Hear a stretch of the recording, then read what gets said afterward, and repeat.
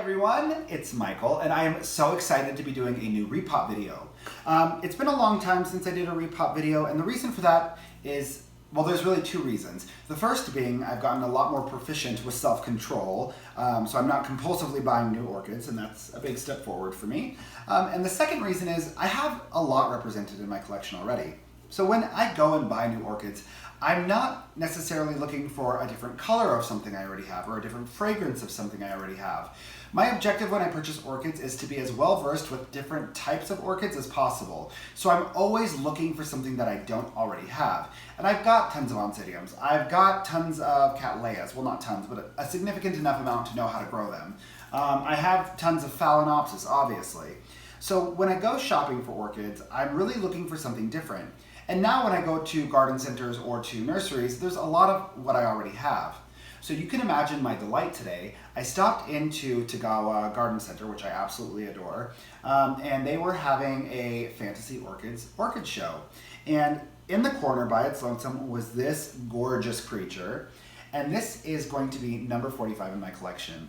This is my Lycaste Balliae. It's a cross between the Macrophylla and the Skinneri alba. I'm sure I butchered the pronunciation of something, but this is a gorgeous plant. So I'm going to take you in closer. It has the most gorgeous, lovely, waxy flowers, and they're quite sizable. You can see they're about the size of the palm of my hand.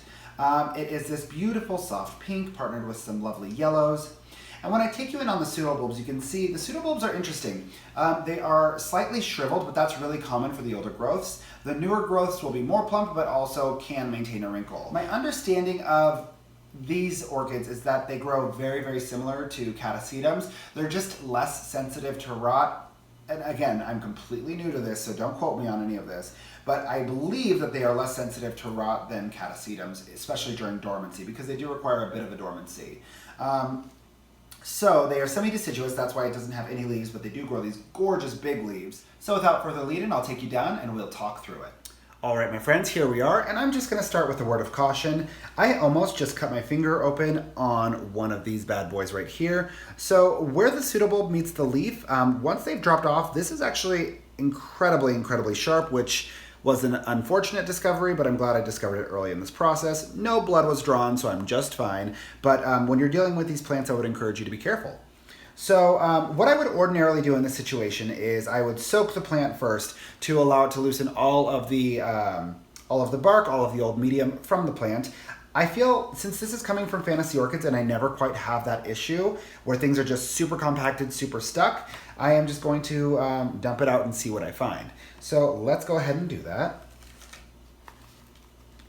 I want to be gentle with these flowers.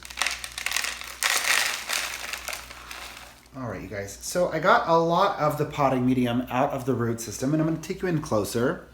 But what a strange plant. This, it's like a combination of multiple plants to me. Like it's got the growth habit and kind of the general formation of a catasetum. You can see there's a new growth right there, which is super cute, right by my thumb. But the roots look an awful lot like Paphiopedilum roots. They've got those cute little furry grips, which are just darling. So what I'm going to do now is I'm going to go ahead and give this a rinse, and then we'll come back and spray it down with hydrogen peroxide. Now, when I rinse, I'm going to take care to not rinse directly into the new growth and also not directly into the flowers because, as we know, they don't particularly care for that. I've gone ahead and rinsed the plant one more time, but you can see that the root system is still clutching some of the old potting medium. I'm not going to wrestle that away from the root system for fear of doing too much damage, so I'm just going to leave it for the time being. It's going to be fine. But what I will do now is go ahead and spray it down with hydrogen peroxide.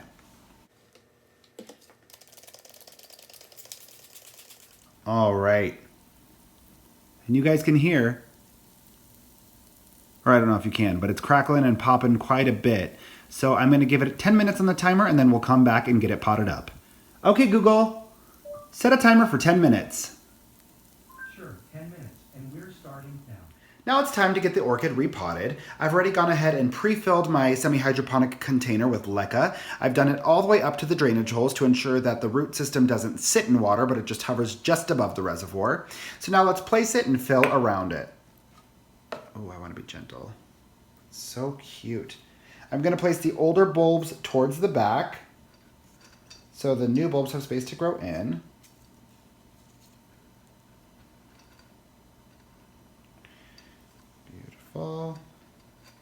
All right, now let's fill.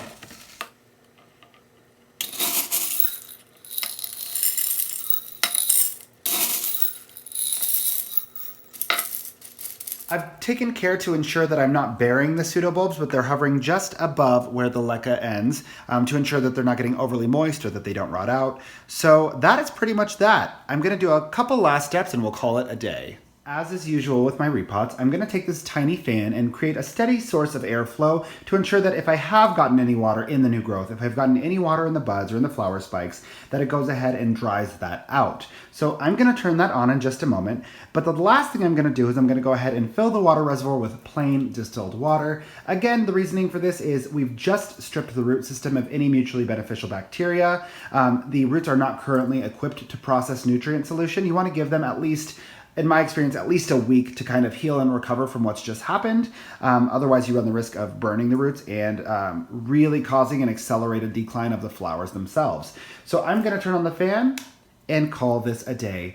Thank you guys so much for choosing to spend your time with me. If you have any questions, concerns, or comments, go ahead and leave them in the comment section below. Don't forget to subscribe and have a beautiful rest of your night. Bye, guys.